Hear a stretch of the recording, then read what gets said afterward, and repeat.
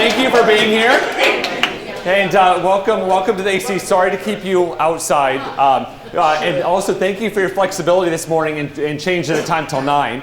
Our program hosts are Mohave County Library, and they don't open actually until 9. And so that's why some of this confusion this morning. But I would like to welcome Wendy Wagner from the library. She's going to tell us a little bit about the facility we're in here today. So Wendy, you actually have to stand between Jess and I for the microphone situation. So those that come out regularly, we awkwardly stand close so that people can hear you.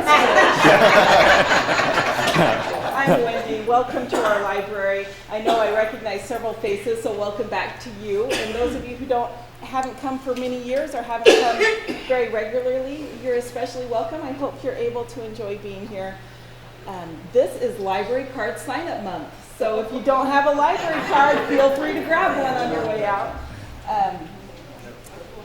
We gave the mayor some fun facts about the library that he's going to tell you at the end of his time. So hopefully some of that will be interesting, but I do want to highlight, we have Arizona Humanities speakers every winter. We have 5 of them come. The Friends of the Library pay for that, which means it's free to you, and they're incredible. So look for those coming up starting in December. Excellent. Thank you. Thank you. Yes. And thank you for hosting us. And for those of you that follow us regularly, we have coffee with the mayor and city manager. And this year we're going around to facilities that are owned by us collectively as the taxpayers. Today we're in a facility that is managed through the county. So your elected officials in this case would be your board of supervisors. So that's the facility where now the city doesn't have any direct oversight or management of the library system, but you as taxpayers of Lake Havasu City obviously contribute to the building we're standing in here today. So welcome. All right, so what would it be if we didn't start out with road construction updates? So we're almost done, but we'll tell you a few of them. And we're going to have Vinny Gallego, who's the director of the Metropolitan Planning Organization. If he wants to make his way up, he'll talk about a new project that will be starting. But I'll give you an update about Swanson that's going on right now. This is the area from Acoma to just below Scott Drive. It's about 7/10 of a mile. And in this area, we are doing a roadway asphalt preservation project, which basically is it's actually administered by ADOT, Arizona Department of Transportation. Through some grant fundings, we were able to use still taxpayer dollars, but not local taxpayer dollars, to be able to do this roadway project. As part of this project, the road was not made as wide, so we shrunk the width of it, which calms traffic a little bit. So the idea is to make that a more walkable area as part of the overall downtown strategy with people that are on bicycles and walking and those types of things. So you'll notice a bicycle lane, and you'll also notice a multi-use path that's basically a wider sidewalk that would allow people to connect up through ASU in that area. So as people come down, people are like, well, why would you do there? Why would you only do 7/10 a mile? Why wouldn't you do more? Again, no local taxpayer dollars, and that was what the grant funding that was available. It does connect into our trail system. We have a trail system that runs along the Pima Wash that starts at Acoma and heads right down into the Rotary Park area. So it is a connector trail to that, and this will be a model for the other streets in the downtown area. So some folks have mentioned, why would you make the road smaller in width? Again, it calms traffic just a little bit, so that makes it a little bit more safer for the multi-uses that will be in that area. But some folks said, we have big trailers and we have RVs and we have all these other things that traverse our roads in Lake Havasu City, and by making it not as wide, that's not a very good move.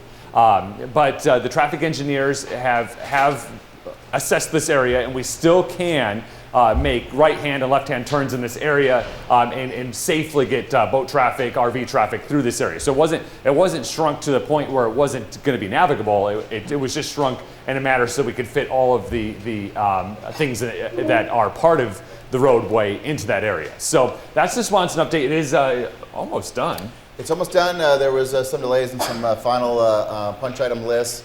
ADOT will be putting out a press release here shortly. There's going to be a road closure for 2 days in a row and then another day to finish out the project, but we should be completely done with that project here in the next 3-4 3, 4 weeks. Sorry, I'm getting yelled at by the cameraman over here. Yeah. Yeah, it was distracting me too earlier. So yeah, that's why if we were battling, I was like, what is going on back there? So, all right, and I'm going to turn over to Vinny, and he's going to talk about a project we have. And if you want to stand awkwardly close to us. Yeah. Should I lean into your chest a little bit? No. Awkwardly. No. Okay. I'm Vinny Gallegos, Lake Havasu Metropolitan Planning Organization. One of the projects that the MPO approved was to use federal funds along SR 95 in Kiowa. So if you've been in that area right in front of the Starbucks there and Ashley Home Furniture store in that plaza, you see the construction, or at least preparation, is beginning. This project was supposed to begin in June. It's supposed to be a 140-day project. Like many government projects, there is a little delay. So it is starting now. They're going to do all the preparatory work throughout September. So we'll probably really be impacted probably come October. The plan from ADOT, though, is to wrap up in spring of 2020. So it is supposed to run about 140 days. It's a $1.4 million project. Where this project really began was out of a safety need, and that safety need was they looked at a 5-year window from 2010 to 2014, and there was 61 crashes in that area. And the discussions began with, okay, what can we do to help out? And if you're familiar with that area, you know that often there can be a lot of left turns out of that business plaza onto SR 95, and it becomes very dangerous. So the solution that many people came up with was to have a 1,000-foot median that'll extend northbound from SR 95 and Kiowa intersection to really cover up those 2 driveways. And then what we're calling the second phase, and I'll come back later hopefully and provide updates, is at that 3rd driveway that remains open, we're going to come back later and do a traffic signal. So hopefully that'll be the countermeasure, and hopefully our lives won't be impacted. ADOT is looking at doing as much night work as they possibly can. You know, there's just some times where they're going to have to impact us throughout the day. But it's a 1,000-foot median along SR 95, and that's about it. Yeah, they're also going to do some asphalt work in that area? Thank you very much. Yes, that wasn't part of the original plan, but if you've driven on that area, you know the asphalt's fallen apart significantly in that area. So the mayor, city manager, myself visited with ADOT and said, you know, you're already working on this project. We really need to ask you to help with the pavement preservation because it's bad. So that is going to be part of improving the pavement. It won't be perfect, but it'll be better than what we have now. Excellent. Are they going to put a median south of Kiowa too? Not at this time. It'll be just that 1,000-foot median. Right now we would like to really evaluate it, see how it's received, how it helps with safety issues, and then we'll have further discussions. That's the only one planned in the books on SR 95 right now, though. Excellent. Thank you, Vinny. You're welcome. I have a question. Yes, we have a question. Why are they not going past Kiowa? That whole section is completely deteriorated. I mean, that's just a waste of taxpayers' money not finishing completely. Are you talking the pavement part? Pavement, yeah. Yeah, I'm sorry. Maybe I think the question here was the median. Right now, the median's only going 1,000 foot north of Kiowa. The pavement preservation is actually going to go, it should go 1,000 feet south and 1,000 feet north. So pavement preservation's going north and south, median's just going north. How long before they put the light in? Right now we have funding through the MPO for design this fiscal year, so they'll be designing the project. And then as of July 1st of next year, discussions for construction will take place. Really that long, that's crazy. Yeah. They've had this thing scheduled forever, and my understanding was that when they started it, the light would be going in at that time. I guess I was mistaken. Well, and I'll tell you, if you've been tracking, that was part of the original plan. Unfortunately, and this will be a surprise, is that that traffic signal didn't meet the criteria for ADOT. So that traffic signal unfortunately fell out. The MPO said, you know, what can we do to move that timeline along? So at this point, the MPO is actually fully funding the traffic signal as opposed to waiting for ADOT's timeline. We're looking at 21. 21 for the traffic signal. Thank you, Vinny. You're welcome. And just to summarize, folks watch us on TV too. So one of the questions was, is the median going to continue past Kiowa? It's not. That was the first question. And the second one was the timing on the traffic light. And so those were the questions that Vinny just answered in that process. So now those are the main road construction things that are going on. Since we met last time, the city staff, Jess and the city council all headed to Tucson for the annual League of Cities and Towns conference. There we were joined with our Havasu Youth Advisory Council that joined us, and they joined over 140 other youth councils across the state to talk about things of importance to youth and youth in our communities, which was very powerful. They also had the opportunity to meet Governor Ducey, which was fun. They were able to take a selfie with him and shake his hand. And what we were able to do as the councils, we were able to talk with legislators, and we were also able to connect with the governor and Senator McSally's office and Senator Sinema, her office as well. So I was able to greet both of the senators and remind them that Lake Havasu City is in Northwest Arizona, and we'd love to have you here. So hopefully we'll see both of them in our community very, very soon. And talking to their constituents, because we obviously have shared constituents, and I would love for you all to be able to meet with your senators and be able to talk with them. I would be remiss if I didn't mention that Congressman Gosar's office was there as well. He's our congressman for this district, and his office has always been so supportive to all of the efforts that we do here. Senator Borelli, our state senator, and Regina Cobb were there as well, and we were able to work with them. And the main topic, believe it or not, is the same complaint we get almost every single day in Lake Havasu City, and it's we talked a lot about it last month with short-term rentals. But every community was impacted by short-term rentals. And some very powerful things that came out of that is going into the session at the league, the Senate President, Senator Fan out of Prescott, who is a former mayor, so she understands local neighborhood issues and local community issues, got together an ad hoc group of folks that included legislators and elected representatives. Most all of our elected representatives were there. In this session, we were talking about the impacts of short-term rentals and what the state has precluded us from being able to do to manage our unique issues in each of our own unique communities, because it's a little different for each community. And so we were able to have a really great conversation about that. And at the end of the league conference, the governor spoke at the luncheon.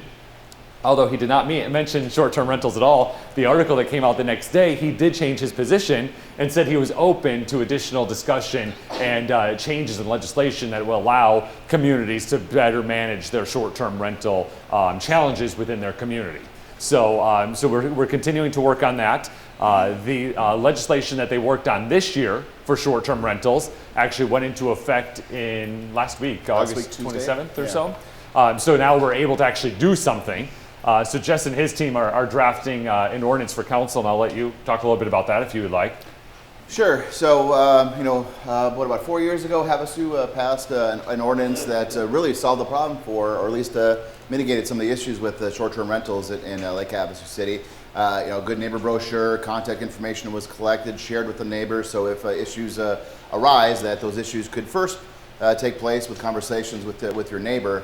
And then about 6 months later, the legislative session occurred, and they passed a state statute that said cities and towns, you can't regulate short-term rentals in any form or any fashion. So we've still had the same ordinance on the books since that time frame, although we weren't able to have any teeth to really do much with the issues, other than what issues that come up with all over our neighborhoods, which is trash and noise. That's really what our police were able to, and our code enforcement officers were able to address. And now going forward, there's a few tools that the state has given the city the ability to do a couple of things. We'd like to see this. We got this, but as far as contact information, if you're a short-term rental owner, then you register with the state, and allows for the collection of that contact information, which is a good thing, because if issues do arise, it's important for the contact to be made with the property owner, not the tenant, because that tenant's a new tenant every other day or every weekend. So we need to talk with the property owners as opposed to those that are just on vacation and enjoying Havasu for a short period of time. The new legislation allows some fines that take place, and those fines take place with the property owner. And over the course of they increase in the level of the fine if they take place over the course of 12 months, including that third fine if it takes place within a 12-month time period. Is I believe it's half, and I believe the gross proceeds for that rental. So that's a pretty significant fine. And I think what they're trying to address through that type of legislation and allowing the cities to take a look at this is that when you advertise that short-term rental for bring 20 guests into an 1,800 square foot home and fit 6 to a bedroom, avoiding some of those situations where noise is obviously going to occur. So let's be more responsible in how these short-term rentals are advertised to the public. So we'll get some tools to move forward and work with. And we're, as Cal said, and it was such a fantastic, I was able to kind of sit in the back room with that session. You had 6 or 8 state representatives and senators in a room, and then you had Mayor Sheehy, we had mayors across the state in Sedona, Bisbee, Jerome, Page, others that see this as a big issue for their communities, as the #1 issue for their communities in a lot of instances, and have that interaction take place. That doesn't happen in really anywhere else to have that occur. So those folks were listening to Mayor Sheehy and the rest of the elected officials across the state saying, we need more tools. Here's the issues that we're dealing with. When we come to the coffees and we hear from the residents, we need to pass along that sentiment to the folks that can allow us to gain the tools that we need to resolve the issues. Yeah, one of the takeaways for me from that session was there was a representative, elected state representative that represents a district of central Arizona that doesn't really rely on tourism necessarily. His particular district doesn't rely on tourism at this point. And so he said, I'm not alone in the legislature, and I don't see this as an issue. My constituents don't talk to me about it. It's not an issue in my area, and we were able to convert him. And so he could understand what the issue is. And so, the things that Jess mentioned that really impact our day-to-day life on short-term rentals, trash and noise and cars and traffic and safety and security, which are so important. There's also some things that from a bigger picture perspective that are impacting short-term rentals, and that's housing availability for folks to live in. So what used to be long-term rentals within any community, like Havasu City is no different, have now turned into short-term rentals. So there's no housing stock available for folks that are moving into Lake Havasu City to work as teachers or nurses or police officers or grocery store clerks or bank tellers. There's nowhere for them to live. Jerome actually specifically said, was it 60% of the housing stock? 60 to 70% of the housing stock was short-term rentals. Yeah. Of every Where do home. people live? Yeah, every home in there, 70% were short-term rentals. There was nowhere for anyone to live. So it was shocking, and it's really big. So as I said, what was that the example that there was at Sedona with that 8-bedroom? This continues. This is examples of what can occur. Yeah, there was in Sedona. There was the mayor of Sedona was sharing with us that in their development services department, some plans came in for a plan review for a neighborhood home that included 8 master bedroom suites and a small shared kitchen space and living space, which obviously was not a single family home.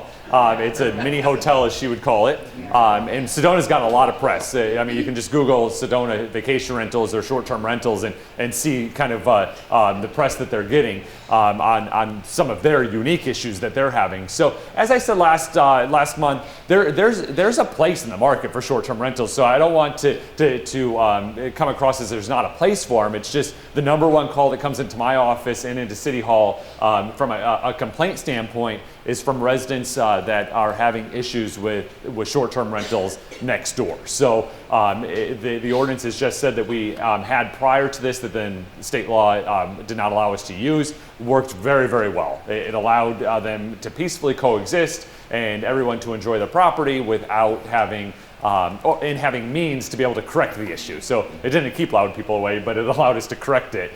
So we're continuing to work hard on that, and as Jess said, we should hopefully have an ordinance by the end of this year with the really small scale ability of what we're able to do with it. And we're going to continue to fight at the legislature to give us more opportunities to manage them as each community sees fit or works for their community. I was appointed at the same conference to an ad hoc committee through GAMA, which is the Greater Arizona Mayors Association, to work on strategies that we can bring to the governor's office and the legislature to help solve this issue. So there's about 6 of us that include myself, the mayor of Page, the mayor of Prescott, the mayor of Flagstaff, and the mayor of Jerome. So, and Sedona, I'm sorry, Sedona. Yeah, so Sedona will be there as well. And so we'll work together and do that and, continue to share your feedback with us. But share it constructively because there's not much we can do because of state laws. So share that with us. Yes? I'm just not real clear on what the state's liability is in relation to our little city Airbnbs. How does that all come together? Yeah, so the question is, not sure exactly how come the state has so much overarching regulations on us or can tell us what to do. Great question. Yeah, it's a really good question. So I love to answer this one. So although the funnel should be the other way around, because we all live in cities and towns, about 80%, over 80% of Arizonans live in cities or towns, and it should be government obviously closest to the people. So we as citizens, you then work through your local government and elected officials, who then we should work through our state, and then the state should work through the federal. Unfortunately, the funnel is just a little different. The feds tell the state what to do. The state says, hey, feds, don't tell us what to do. We know what's best. So then the state says to cities and towns, they say, hey, this is what you can do. And we say, hey, no, state, you don't want the feds telling you what to do. We don't want you telling us what to do. And so the state government state law preempts local law. And so the places where local law can prevail is if the state doesn't have a law on it. So there's certain ordinances that we can adopt here as long as the state hasn't already weighed in or there isn't an overarching state law, then we can do something about it. Otherwise, we can only do something about it within the confines of whatever state law is. So how do we change that as local folks? You work with your elected officials at all levels of government and let them know what's important to you and to us, and that's what we do as elected officials every single day. I basically am a peacekeeper from the citizens to our other elected officials, and I kind of just work between. Well, thank you. So yeah, that's how it works. Yeah, Chuck. Yeah, did they take away the ability for the city to require them to have a business license and pay sales tax? And you said, suggested that the owner of the property has to register with the state. State, yeah. Okay, that's kind of BS because the state, they don't keep records of where the crap anyway. Yeah, I mean, the comment in regards to the registration process, we'd love to see the registration process take place at the local level so that we have the contact information that we can work with the neighbors to resolve these issues. The state, the legislation that passed requires the registration to occur with the Department of Revenue from the state perspective, and then we're hoping to at least share with some information from the DOR to the city to allow us, but we're not quite sure how that mechanism is going to work. But yeah, right now it's the state is looking at this for more of a from a tax and a fine issue. Tax. Yes. Yeah, they are paying. They yeah. are paying tax. I mean, as long as it's as long as they're paying it. Yeah. Yeah. The city can put the 2% on. Yes. And then the difference, though, with the hesitation with responding to say yes, they pay tax, but there's some arguments out there in terms of they're not paying the same level of tax as a commercial business. So the property tax and the other things that are tied to it is taxed as a residential rate, even though it is a examples in Sedona where it's obviously mini hotels and things like that are going up. It's much more of could be looked at as from a commercial perspective. So. Sir? Do you have any kind of a publication that would inform somebody who's thinking of transitioning their home into a part-time rental? This is the case where it stands now. Here's what's possible. Here's what you need to comply with. Every now and then the paper has it. article, but it's kind of hit and miss, I think. Yeah, sure. The question was, do we have a pamphlet or some information that can educate folks as they might be considering converting a long-term rental or into a short-term rental? The answer to that question is no right now, because the ordinance has been in flux for about 24 months. With what state law was allowing and what our ordinance was on the books. So that's something we could look at. We generally do education outreach on things, but this will get a lot of coverage and a lot of outreach, because we need to make sure that we meet all of the needs of the community in this area. If you're thinking about opening up a residence for an Airbnb, the first step I'd encourage you to do, and it's not required, but go knock on your neighbors' doors. Let them know what you're up to, and exchange some contact information. So if issues come up, that they can be handled immediately, and so that as the owner of a short-term rental, you're able to make a profit, and the neighbors are able to enjoy the lifestyle that they deserve. Okay. What happens if your neighbor does this and you do not have her name or address? Can you go to the city hall and? Yeah. So there'll be something.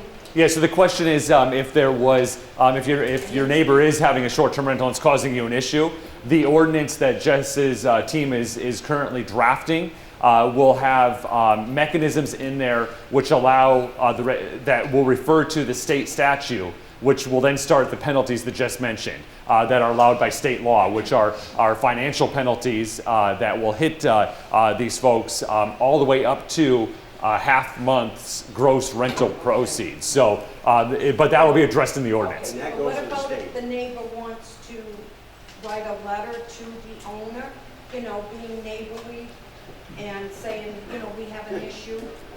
How do you get their address?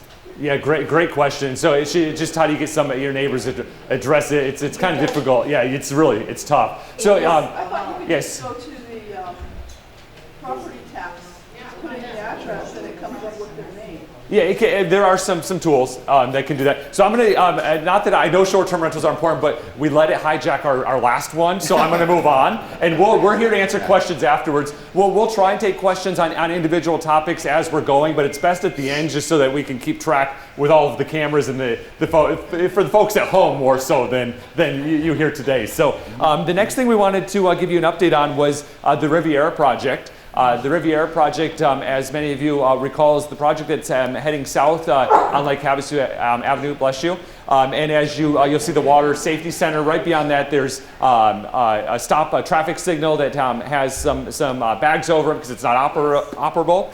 But that is part of a public-private partnership. Public being Lake Havasu City, the other public being Arizona State Parks. And then the private is a private development that has some private land holdings back there that will be opening up a neighborhood in that area.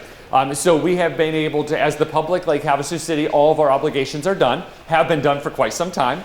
The state had some issues through state parks and the procurement office. Really that led to some staff changes in state parks. Governor Ducey fired the then state parks director last fall, which then kind of put all the agreements that she was working on in limbo until he hired the new state parks director in February. The state parks director, Bob Broscheid, is a friend to Arizona. He actually is a former Arizona citizen that worked for Arizona Game and Fish. Before he left and led a combined department in the state of Colorado of their game and fish and their park system. So he's very familiar with outdoor recreation, and he's definitely a friend to Arizona and a really good friend to Lake Havasu City. We had 3 pending issues with state parks that were pending for up to 5 years. He worked through all of them already. I know it sounds like 8 months is already, but already that is fast. We got all 3 of our issues in some sort of resolution phase, including Riviera. So everything is moving forward with that.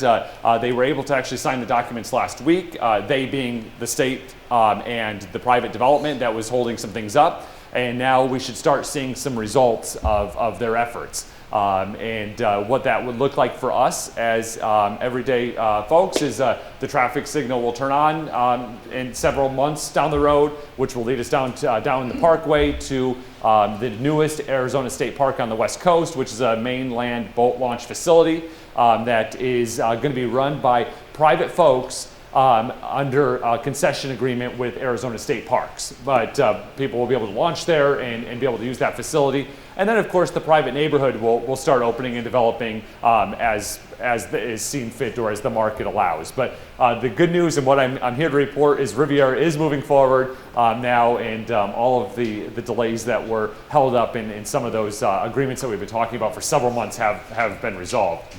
Is there anything you want to add to that, Jess? Or? No, I think now it's like the developer got the green light from state parks in the last couple of weeks. So now we're having conversations at a staff level about next steps and their application permitting process, plat process, all those types of things that we like to hear, because that means that there's activity going on with the developer. So that's very good news. We haven't had these conversations in this frame of mind as far as development and plats and applications. Ever. So this is good. Yeah, well, if we can hold these questions to the end, just so that we can keep the flow of communication. So now we're going to move on to, we talked about this a little bit last month, is the deconsolidation of our court system. So we, as a reminder, the court system has been consolidated for about 25 years. That is the court complex out on College Drive. It's the Justice Court, the Superior Court, and the Municipal Court. As the City of Lake Havasu, our responsibility is to provide municipal court services, and we do that through the magistrate and court personnel in a shared space. Consolidated courts make a lot of sense for lots of communities, but usually those communities are smaller, where shared resources are helpful. And in our case, it served us well. If anyone needs to go to the court for any reason, you're able to go to one facility and just pick between whatever window you need, and you're able to get whatever services that you need from the court in that same area. But as communities grow, consolidated court systems usually deconsolidate because of service efficiency to the residents and space. So our issue is space. The courthouse is crammed. If you ever have to use services out at the court, that waiting room is usually always full. And if you've ever had to attend any hearings, generally there's folks lined up in the hallways throughout that process because of all three courts that are operating out of this facility. So the county really wanted deconsolidation. They were pushing fairly hard, and so we decided to deconsolidate in place. Meaning, for the first part, you might see some fumbling that we're having in the background as we kind of end our relationships with each other. But forward-facing, we basically look the same to you, because we're now paying the county rent, which we always did before. But now we're paying rent as just a tenant of this facility as we look at some other options on what this might look like. So some of those things might look like building a new courthouse, a municipal courthouse that houses the court functions. Some of the conversations are when City Hall was built originally, it was built to kind of be a civic center complex that would have the police station and our jail services, a court, and then City Hall services. So there is space up there to move the municipal court. Some of the benefits for us as taxpayers is that we would have shared resources. So shared public spaces, shared conference rooms. We wouldn't have to transport prisoners very far, literally just walk across the parking lot or whatever that might look like. So a lot of good sense to move that facility up to the City Hall complex. Another conversation is maybe adding on to the county facility on College Drive and expanding that in a partnership with the county. That might make some sense, or finding maybe another place in town to put that. So there will be some growing pains with this that we'll experience now. So immediately, just as we're as I said earlier, ending our relationship as combined efforts, and then when and if we have to move to another physical location, it would be just more educating folks on what court you go to for what reason, which is not unlike many other cities across America that have different courts for different purposes. So The deconsolidation went into effect on August 31st, so it's really, really new. And we had several months that we were planning. Jess in his office and Judge Kalali, who's our magistrate, and his team have worked hard to try and ensure that we're not impacting services to our citizens while still providing the services that are necessary through court services. So we'll continue to talk about this topic.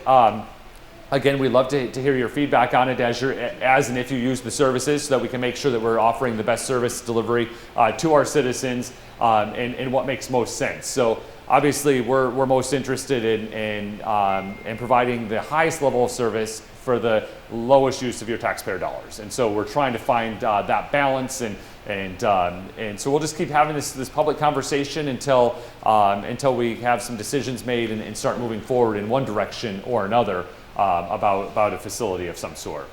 So, and then the next update we want to talk about is, I'd already mentioned that last week is when so after the legislature is in session and the governor signs the bills that he's going to sign to make new Arizona law, they go into effect 90 days after the close of the session, unless there's an emergency clause that makes them go into effect earlier. So that 90th day was last week, August 27th. And one of the things that changed was the primary election date in Arizona. So the primary election date was always the 4th Tuesday in Arizona, and now it's the 2nd Tuesday in Arizona. So what does that mean for all of us? The biggest impact to all of us is those signs that we hate, that work so effectively, are going to be going up earlier. So and they will be staying up longer, because they'll now go up about, would you say, is it 14 days or 30 days earlier? Well, so I think it's going to go from that, it's moving up to the first Tuesday in August. First, I'm sorry. So it matches up with the first for the primary, and then matches up with the first Tuesday in November for the general. So that extends pushes that election date up about 3 weeks for the primary, which means the time that you can have your political signs out is pushed out 3 weeks earlier. So it extends it by that period as far as when the political signs are out by 3 weeks. Which not only political signs, robocalls, ads, telephone calls, door knocks. So that's the biggest impact for us as citizens on that. But just to know that it's because the election season's coming up real quick. Yeah, it's at the national level, it's already started, I believe. But at the local level, it'll start right after the first of the year for local, county, and state offices. So that'll be the biggest impact to that one. A couple of fun things before, for those of you that are new to this, is we'll be opening it up to questions that you have of any interest of the city. But before we do that, we have some pretty cool things that are happening in Lake Havasu. So today, Jerry, our assistant in the back, is wearing the purple game day shirt.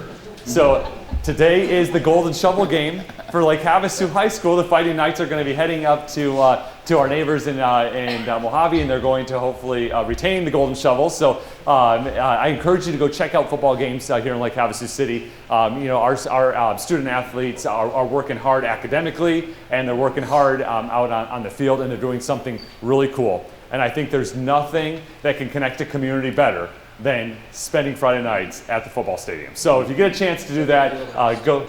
It's at the field house, actually. This one up in is that Bullhead? Bullhead, yeah, okay. The brand new field house. Yeah, which is a really cool facility. So, but when the games are at home and you don't want to travel tonight, make sure you spend a Friday night there and check out and cheer on our folks. We also have tonight is First Friday. It's the return of First Friday, which is a promotion of Creative Comrades and a partnership for economic development down in the downtown area. New this year, or new this season, I guess, they're launching a lot. I don't know what you'd call that. Yeah, it's a vacant lot, and they've done some improvements at the lot to accommodate the First Friday.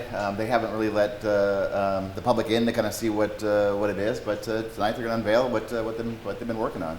Yeah, so they're the First Friday. It's from I'm really bad. I'm trying to pitch this. I don't even know the time. 6 o'clock. Yeah. Is it 6? Yeah. I'm the worst spokesperson there is. It's good to have friends. All right, so from 6 to 9, and there's local artists that are down there, musicians. The stores are open, so it's just a great way again to connect as a community as an option. But that is the first Friday of every month. The new season starting. It's right down.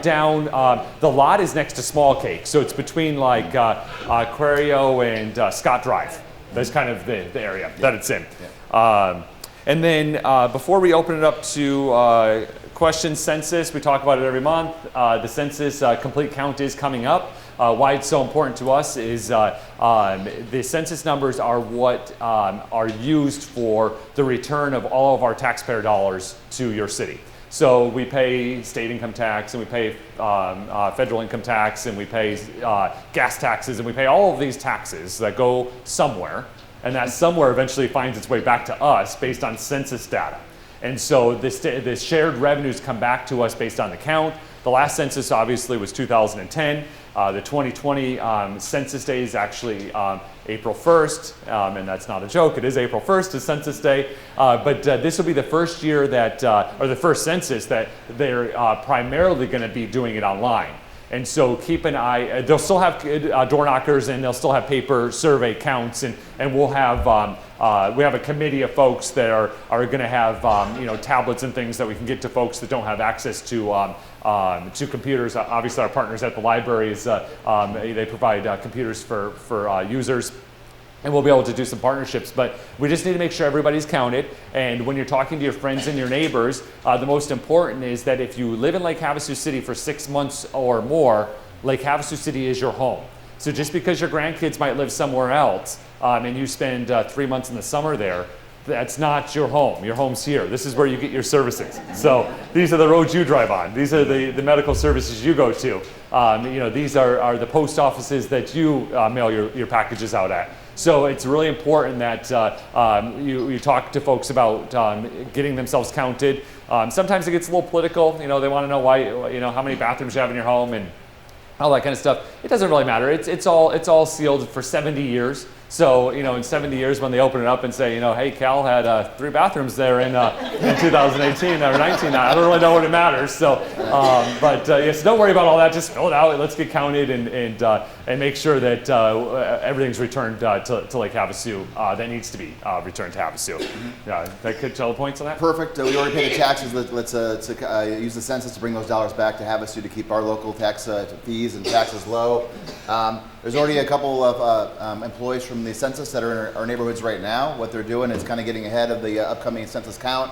They're knocking on a few doors. They call it what's the address canvassing, just so they can kind of prep and understand kind of what the addresses are and which homes are empty, which ones are vacation rentals, which ones are occupied, those types of things. So please be kind, and it's a good thing. We welcome those folks to our community because how will they identify themselves? So every census worker is going to have an identification. They're going to have a badge. So if you ask a census worker to prove to me that you're a census worker, they'll have at least 2 forms of ID to be able to do that for you. If they don't, then they don't work for the census. Yeah. Yep. And a good point about census workers, they're looking for census workers. So if you want a part-time job, they'll pay you. Yeah, it's a paid position. I don't know how much they pay, but if you are interested in a census job, please take a look at that. And we want our local residents to be doing that because nobody knows the neighborhoods in our community better than our residents. If you go to the city's Facebook page, there should be some links on there that allow you to get to where you need to go to take a look at the details. Do Canadians get counted in this? No, you have to be a citizen. You have to be a citizen or a legal resident? Yes. Or an illegal resident? No, you have to be a citizen. To be counted. So, all right. So before we open up to the next thing is, I just want to say that Jess and I love this time of the month, the first Friday, to have coffee with all of you. even though I don't drink coffee, but I still love having coffee with you. And it's gained in popularity. For those of you that have been following us around for quite some time, we used to have maybe 20, 25 people. Now we're growing to over 100 folks, and we have many hundreds more that watch on the reproduction on Channel 4 or online, and we greatly appreciate that. And we also do it on social media live while we're here, and we get some questions from those folks. But I just at this point I wanted to mention, because a lot of people come here and sometimes come to talk to us like on a mission. So some want to be educated on general stuff, and other people want to come on a mission because they might have a particular issue within their neighborhood, which that's totally great. We're here, we serve you, and we'll do that. But I would be remiss if I didn't tell you what an amazing city staff we have that does this in their general duties. So there's folks that are here to assist you every single day that are much more efficient at it than I, to talk about road conditions, speed limits, vacation rentals, trash, code enforcement issues. So some of those things, again, Jess and I are here and we're going to answer those questions for you, but I just didn't want everyone that's watching or that's here today to think that you have to wait till the first Friday of the month to share those. We want to address those for you right away as they're impacting you or your neighborhood in real time. And so a couple of ways that you can do that is you can contact City Hall and talk to one of our great team members there, or you can go online at lhcaz.gov. So lhcaz.gov. There you can file, there's a contact us, and there'll be a whole list of departments, very, very easy to navigate on issues that citizens have within our community. And you actually can write a message directly to the personnel that's responsible for that, and they'll resolve that for you. If you're a little bit more tech savvy, you can even go to the App Store and download Havasu Now. It's an app. All one word. Yep, Havasu Now, and you can go there, and this is a pretty slick app. You can, if you have a code enforcement issue, you can take a picture of it. It takes the GPS coordinates of where that picture was taken, is automatically sent to the proper department that's responsible for that, and that the app communicates back to you as the issue is resolved. So it's not just code enforcement, every department's there as well. So if you want to contact and reach out to police, fire, code enforcement, there's questions about trash, my office is available, Jess's office is available. Again, we'd love to have you here. Please keep coming and bring your friends. It's a great time to be able to really connect and outreach with our community and see what's going on. But I just do, for some of those things that are important and really people are passionate about, get those handled right away for you. And our staff is ready to do that for you at any time. So do you have any thoughts to add to that? Or? Yeah, no, I mean, believe it or not, Cal and I aren't the ones out there fixing the potholes.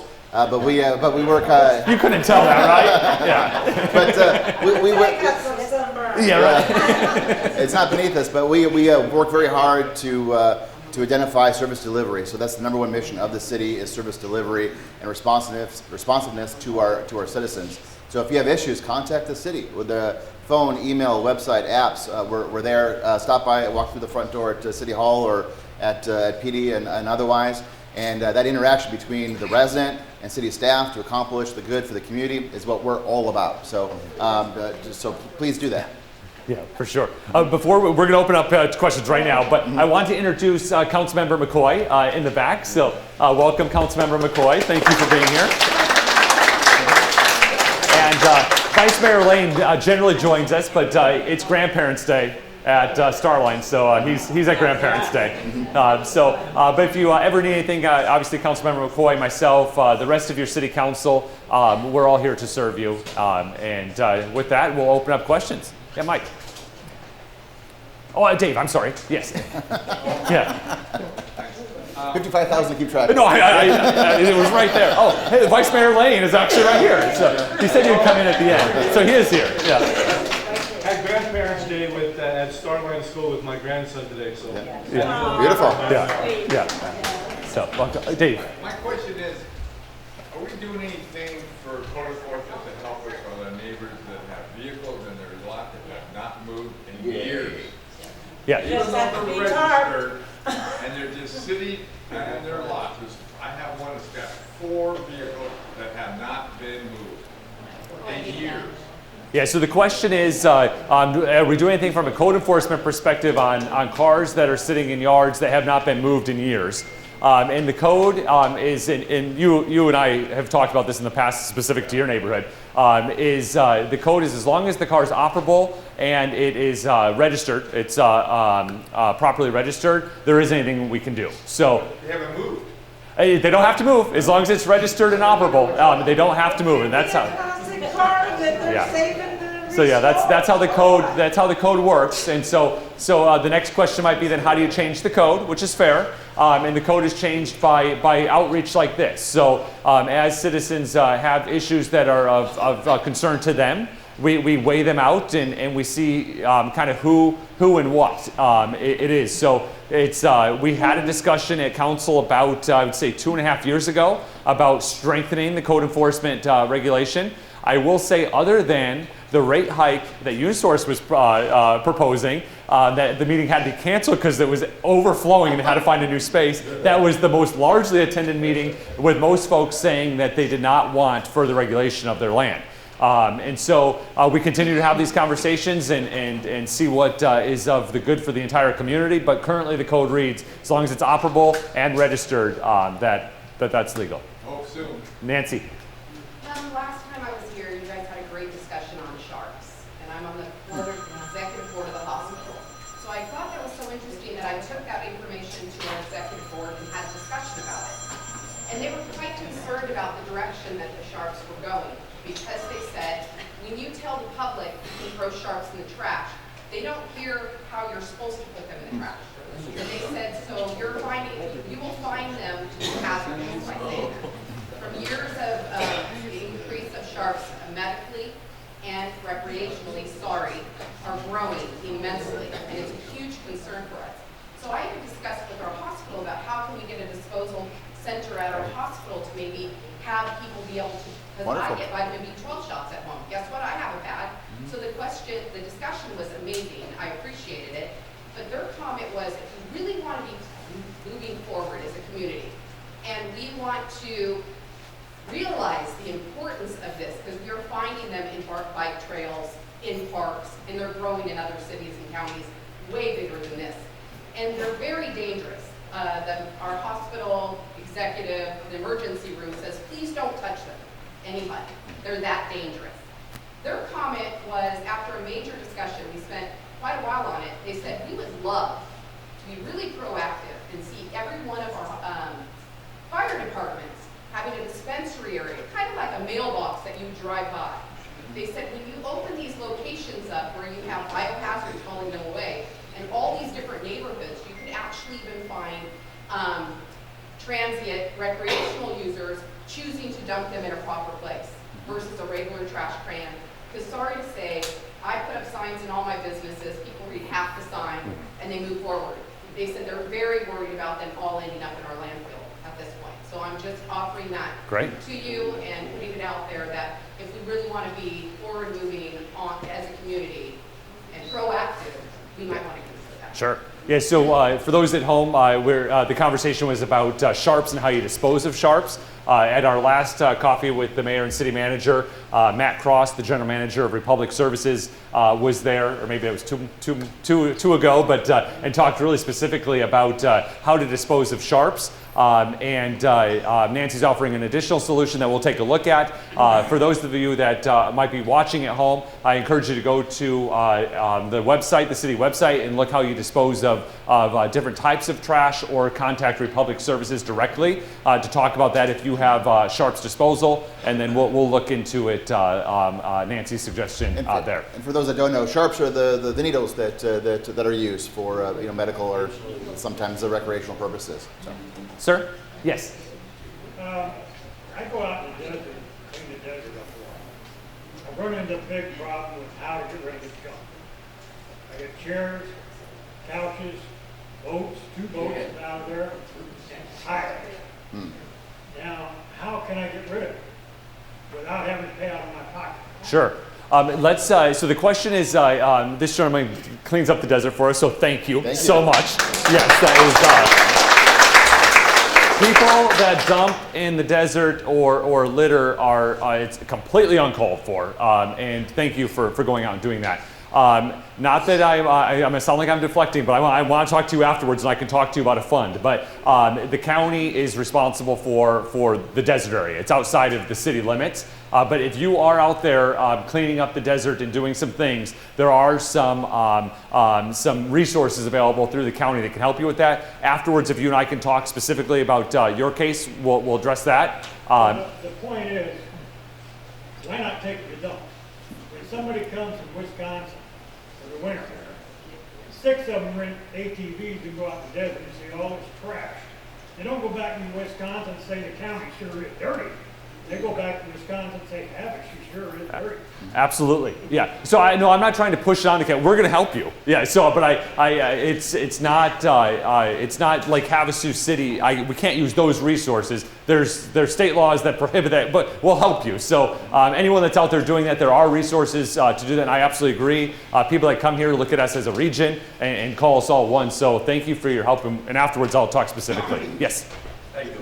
My name is Joe Casa, and I work for the Lake Havasu City Side-by-Side Trail Association. I'm here to represent them today for trail maintenance. We do a lot of desert cleanups and stuff, and yes, we have to pay for it out of our own flood funds for right now.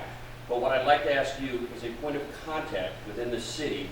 We would like to move our cleanup into the city in the areas where the trails, the roads meet the dirt trails, where there's a shower of rocks in the street and stuff like that. I got approximately 20 volunteers that have come to me and said that they would like to do what we're doing out in the desert and the trails within the city. So we'd like to get a point of contact with you, and what we would do is we would clean up all the rocks, all the dirt, we'd broom off the sidewalks right there on all the trails. We would go down those trails and we'd pick up all the trash within a certain distance on both sides. So what we need from you is a point of contact and then hopefully somewhere to take that trash, because we offload probably 2 30-foot roll-offs a year in desert cleanup at our own expense. So, and I understand that that's not the city, but we want to move into the city because we're not the ones, just so you know, we're not the ones that are doing it, because none of our club events use those trails and roads. We all start out in the county. Yes. Okay. But it makes us look bad. And most all of our club members sport our club flag, so you can identify us. Yes. Okay. So we just like to work with you guys to make it look good. We've been doing it like at the far side of town where the human being is. It looks like, you know, all the rocks spread. We go over there every now and then with shovels and clean up. We'd like to do it within the city. We'll have all the safety gear. We just need a point of contact, which will be you. Yes. So you'll be hearing from me. Great. And thank you. Yeah, thank you for what you're doing. Yes, that's great. Yeah. Thank you. So Joe is the Side-by-Side is representing the Side-by-Side Association, and he is wanting to help clean up some trails. So for those of you watching at home, that's what it is. We'll head this way. Yes, we'll start. This is my third meeting with you. Yes. I don't know if you remember the last 2. Yes. What they were about. I do. You do? I do. Sure. Yeah. You're the gentleman with the radar gun? Yeah. You bought a radar gun? Yeah. Yeah. Okay. Yeah, I remember. Yeah.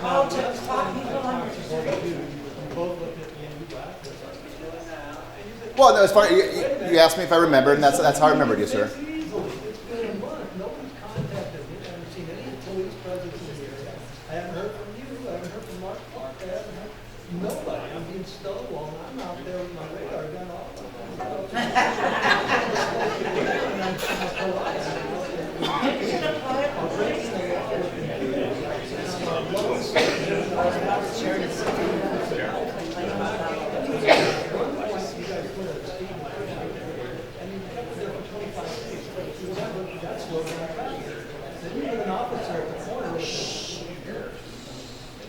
Then you put an officer at the corner with your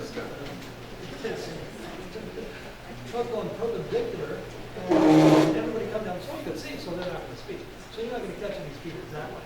So he might have gone back and said, well, we don't have a problem. Well, if you put a cop on every corner, you're not going to have people running stop signs, right? But we need a permanent solution on this street because this is a cut-through street. It's Angler Drive between Avalon and Sandwood. People are coming from the north corner of the town and trying to get into town. They don't want to keep going down Palo Verde because that takes them in that direction. they don't want to go Avalon because that takes me. What this street does is it's actually a little corridor down Sandwood and down to Angera. For speeders, they get to work fast. And it's the same people every day. I see the same people every day. Because they live up there, they work down there. And it's an easy catch. All you have to do is park in my driveway and just pick up everybody. Pay for the police presence there. But so far, I'm getting very frustrated because I'm not getting, I go to the police department, I go to my park, I go to the mayor, for God's sake. Where else do I go? I go to the senator, I don't know what to do. I haven't gotten any feedback from anyone. Yeah, well, you and I have talked, and we did talk about it. So what results look like to you look a little bit different to other folks. So we've been out there, and we've looked at the street. We didn't knock on your door and say, hey, we're here, but we've been there. We know the exact place that you told us where the speed limit sign is at, and where you want the suggested one, in addition to.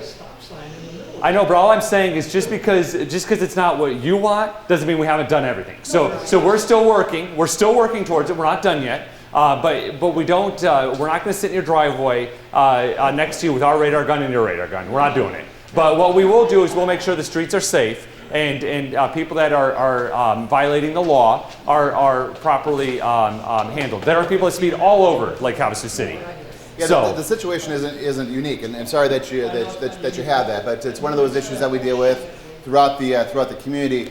We have some certain streets that are the shortcuts, and we hear from folks. We have to address this from a very consistent, pragmatic perspective with regards to signage, but sometimes signage isn't the cure-all in all instances. We could put up 25-mile-per-hour signs out, throughout the community, and then the feedback from the citizens would be like, "Why are there so many signs?" So it's about trying to find that middle ground in terms of how we respond. And how we respond in your neighborhood is how we respond in all neighborhoods. Well, so that's important. If somebody comes to three meetings and talks about the same thing, it would be a good idea for one of you to put somebody to call me or reach out to me and say, okay, this is what we're doing. Not to just let me think that you're doing nothing, because that's what I see. We're telling you now, sir, that we've been out there, we've assessed it, and we're taking a look at it, just like the rest of the community. So. But just a phone call. I gave you my phone. Yeah, so I serve 55,000 people, and everyone has an issue. So I'm not dodging you. We are working on it. And again, just what you see doesn't mean we're not working behind the scenes to address an issue. So, Sandy. Yes, we have a school bus that goes down our street every day. I've been calling the school district. Nothing's happened about it. Stand out there with a rock, and then they'll slow down. Not your radar gun, but I need to know what is the city's position for a resident that's retired, handicapped, and is a gearhead. Loves to work on our vehicles. We have a few that are tarped in the back that are vintage. He's retired now. I heard from code enforcement last month because the front of my car needed repair and he had it halfway apart because they needed it. And we were waiting for the part to come in from eBay or Amazon. Mm-hmm. And then it was repaired. Before I know it, Denise is sending me a letter from code enforcement that we are in violation. I go, that's my own personal car. Why do I have to pay $80 labor fee to a mechanic when my husband's a mechanic? Sure.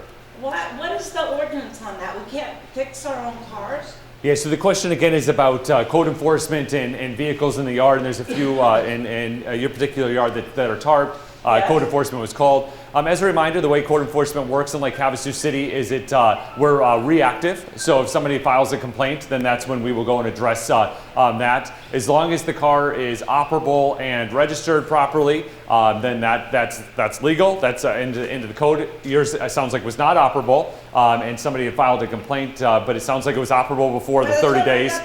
It was done. And so sometimes that happens. Why wouldn't code enforcement start with, why don't you try to knock on your neighbor's door? We have a veteran here in town, 40 years old, stage 4 cancer.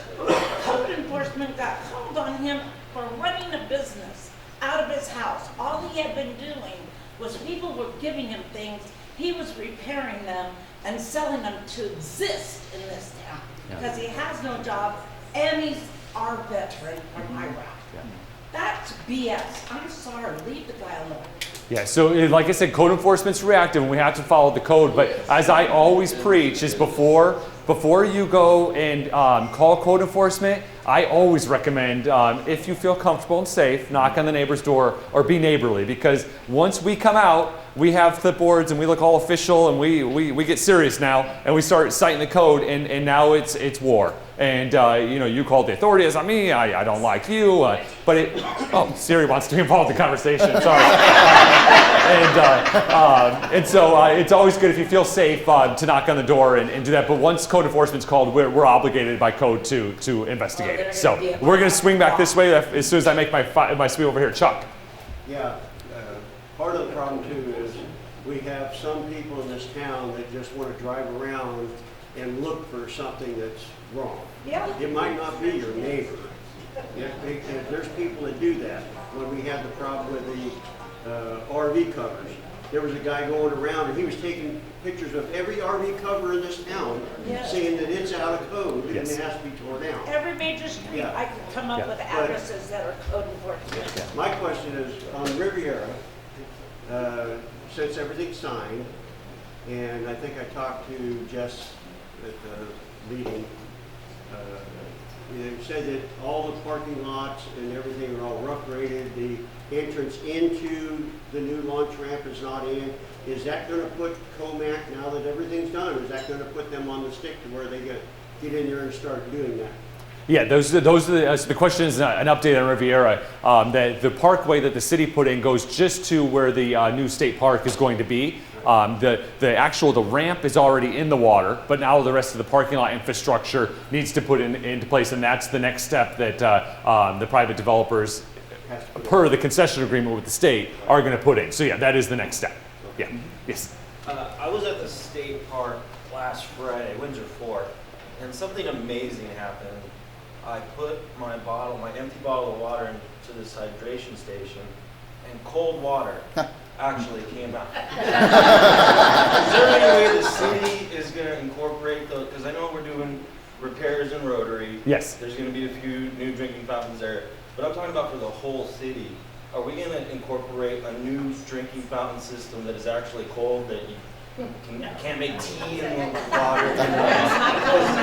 There's nowhere around. When I'm driving around town, I see, an old dilapidated drinking fountain here and there, but the water's so hot you can't even drink it. Sure. So if we can provide a shaded area on an existing water system with these hydration stations, we might be able to get some cold water and stop buying so many bottles of plastic water. Yeah. Yeah, nice. So the question or the comment was at Arizona State Park, Windsor 4, they're doing amazing things, and they're providing drinking fountains that have refrigeration built into them so the water comes out cold. And is the city looking at doing that? I will be very honest with you. First I've even heard about it, so that's where seeds are planted here. Yeah, So yeah, thank you for the comment, and seeds been planted. I think in the back. My question is just a follow-up on Grand Island Park. I wanted to know if there was any updates on that with the associations that are looking at acquiring that. And my other question on that, does that put other parks at risk, city parks at risk, with other communities that want to take them over? All right, so the question is about Grand Isle Park. Funny, Jess and I actually just talked about it, I think, yesterday. So what's an update on Grand Isle Park? And I'm going to punt it to you and give the update. So on the island is Grand Island Park. It's a Frisbee golf course, and it's the green area that is pretty much in the backyard of about 5 different HOA areas. There's been a lot of issues with that park. It's very unique. That's the issues with Grand Island Park are unique to that park in particular, outside of the other parks within the community. It gets used. We love the fact that it gets used. The pathway that surrounds the walkway on the island there is adjacent to it, so there's a lot of great benefits tied to it. When that was originally constructed back in the McCulloch days and it was platted, there's a lot of property line issues, a lot of easement issues, and some difficulties with that area. In fact, a lot of the backyards, the back fence was built on the park property and not on residential property. So now we are, as a city, trying to deal with that issue on a case-by-case basis. If that wall needs a repair or replacement, and it's on city property, what does that mean? So there's some of those issues that are occurring. And in years past, there's been conversations with the 5 HOAs that are out in that area. We love the 5 HOAs, but they don't always get along with each other. So we've been dealing with conversations one-on-one with each of the representatives.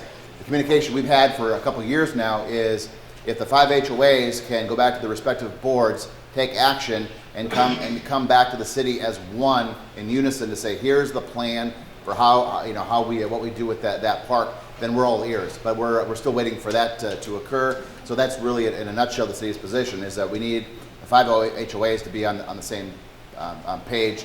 We don't want to do anything out there that's going to irritate one and please another one. So that's very important to us. If we end up doing something with that park, and again, we need to have to start that conversation. We haven't done that yet because we're not even to that point yet. But we have to look at making sure that there's some public space equal to that, either elsewhere or do things with that park to create a better benefit. We don't have another park like that right now that's on the island. We have the football field and that grass area that's out there, but it gets used quite a bit. So it's really tough for the city to just say, hey, take it, you guys deal with that mess. So but we need to get work through these issues, and right now we have 5 different opinions on what we should do. Yes, sir. Out there too. What would happen with all those? What's that? That's surrounded by memorials. Yeah. So we're not even close to getting to that point yet. So yeah, right now we're just trying to have a conversation. So. Yeah. Yes. Some time ago, you guys stated that when they finished the first phase of Lake Havasu Avenue from Palo Verde north, I guess it would be, once the ADOT got out of there, that the city was going to go into talks with the main property owner there to get rid of that area that narrows down to a single lane. And so how are those talks going? Yeah, so this is the area from South Palo Verde up towards Industrial, the very first, what we'll call the median project that started last fall. That was a project that was planned all the way back when Hastings was still here. And so there's kind of an awkward, if you're heading north on Lake Havasu Avenue, there's kind of like this awkward bottleneck that kind of has a right-hand turn lane up Angler or something, one of those roads there, and then there's one straight line, Papago, yes, so there's one straight lane that goes forward towards some of those businesses and out towards Industrial. At the time that we had some discussions when it was happening, change is difficult, it was new, and people were really struggling with what that looked like and why, and how those planning pieces came together. Again, that was a project that was planned all the way back in 2011. And so what the city said that we would do is they kind of chopped up some lanes, and so the striping was kind of awkward and looked a little bit strange. And so we went in and we cleaned up some of those things after the project was over. We continued to work with the businesses in that area, but the one thing that's non-negotiable is to take the median out. That the whole project was the median for safety in that area. So that's just, it's not negotiable because of the safety factor for our residents. So we're continuing to have those conversations with them. I believe the ball's in their court at this point with some proposals that the city gave that we said we would accept. So now we kind of are figuring that out. So and that's the right turn lane as you're going north on Lake Havasu Avenue, right past Palo Verde Avenue South, is then that's that right turn only onto Papago there. Right. So that's one of those things you look at and go, what were they thinking? Why couldn't the city buy that section of land and just in front of that wall and just widen it out and be done with it? Well, then because if you look at it, if you went and draw that lane straight forward instead of the right turn only, then look how close that road would be to that building. You're talking about just a couple feet. So it ends up being a right-of-way issue, and we didn't have the available right-of-way to really do anything else than what you see out there. So it was kind of like doing the best the city can with the situation that's available. So. Yeah, so we're going to head this, yes. Slight change of flavor. This is Americans for you guys. That's our favorite part of the coffee. Yeah. We've had the second year, we had a broken pipe in front of Grace Festival. You guys came out, took care of it, problem cured. Love that. The concrete, the sidewalk, it's like it happened. The other one is the sharps issue. I test for mindsets, and this is what caused me to bring it up. They take up space, and to this day, I'm still not happy with their solution out there for the dump. They're talking double bottle it, tape it off market with sharps and all that. If that compressor in that truck squashes a container, it's still going to put those sharps out there and contaminate it. I think she's got the better idea. If we put the disposal containers in front of the various fire stations, it'll enable secure, they can pick them all up at one time. It'll be bulk metal, easily handled. Maybe do the pharmacies, they take medications that are old. Yeah, again, that was a seed that was planted today as well. So yeah, we'll look into it. So yeah, thank you. Yeah, medications as well can be disposed in that. Yeah, now we do have medication disposal already. So if anyone wants to dispose of any medicines that are left over out in front of the police station, there's it's available 24 hours. There's like a mail slot or drop-off box. Yeah. Is that for sharps also? No, just medicines. Just medicines. Prescription drugs and those types of things. Medicines. Yeah. Yes. Luann. This is my first meeting. Welcome. And I enjoyed it, but I want to do a positive. That gentleman left on Angler. I'm over there 2 to 3 times a week. I have friends over there. Slow down, Luann. Would you quit driving so fast? I'm just kidding. We could have solved that earlier. Because I've seen it. I mean, I even come off of Kiowa to Babylon, and I've seen police there because it's 25 miles an hour. You know, take patience and obey the law. Then I go down Angler, and yes, I seen that other big sign thing. I go on down to the stop sign, and I turn on Sandwood or whatever. I really think a lot of them come from Bombay and coming up that way. Okay. Because of people that live there, they know. But I'm saying, I know there's a policeman around. I know there's 25 miles an hour.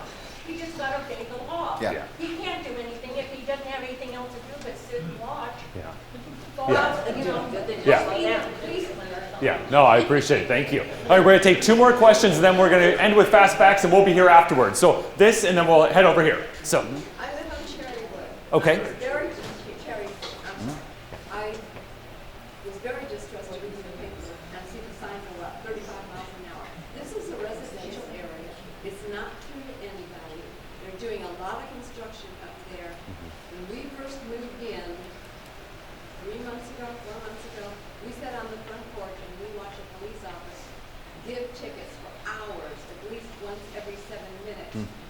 So people are not driving the speed limit. They're going already 35 on there. Now they're up to 45. It's almost impossible to get in and out of the driveway. I'm glad I don't have a teenager driver who's new at this. It's ridiculous. I mean, why? Why would they need to? It's only a two block area, really. Why does the speed limit need to be 35? Yeah, so the question or the comment is about, you may have read in the newspaper that the speed limit on Cherry Tree Boulevard just increased from 25 to 35. That was That means they're driving 45 now. yeah, so the area in Cherry Tree, it's unfortunate, certainly for the folks that have lived on Cherry Tree for many, many years. It used to dead end right into the desert, but the general plan always showed that the neighborhood would be up above that area.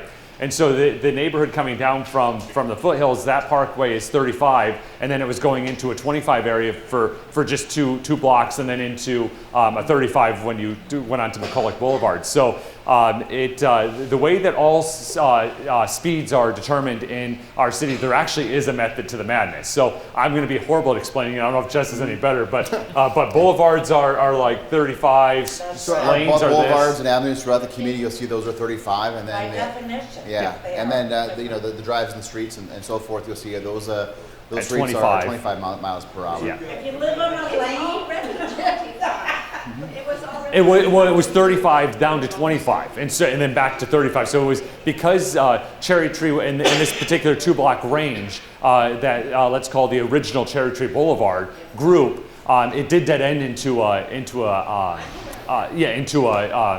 dead end area. So 25 made sense then, but it doesn't make sense to have on a boulevard 35 drop down to 25 and then connecting into a 35 street. So You've got trucks that are going down there from the foothills, and they're going 30, 45 miles an hour, and they're having to hit their Jake brake. You can't hear yourself talk. yeah, so we can talk about some enforcement. Yeah, 35 is the speed limit, so 35 doesn't mean 45. 35 means 35. Point taken. We've had some discussions this week with our city engineer and with our Chief Doyle, police chief, and in terms of enforcement and taking a look out there. So we don't want to occur what your fear is. If you raise the speed limit, then people just are going to go 10 miles over that. So we have a focus out there right now. If there isn't one right now, there will be today or within the next day or so a speed trailer out in that area, and there will be increased law enforcement out there because of that recent change. So. Yeah. Speed bumps are a whole other conversation. Yeah. We'll end with this question over here, and then we'll go over fast facts, and then we'll be here to answer questions afterwards as well. Yes. I was just bring into light that I see the circus is coming back to town. They're going to be here September 13th, and I love the Shriners. I love what they do. I love the circus for the most part, but it's time that Lake Havasu, Arizona, everybody hops on board that circuses with animals, elephants, tigers. None of that is okay anymore. I grew up with that. I loved that. But that's when I was uneducated as to what goes into the animals.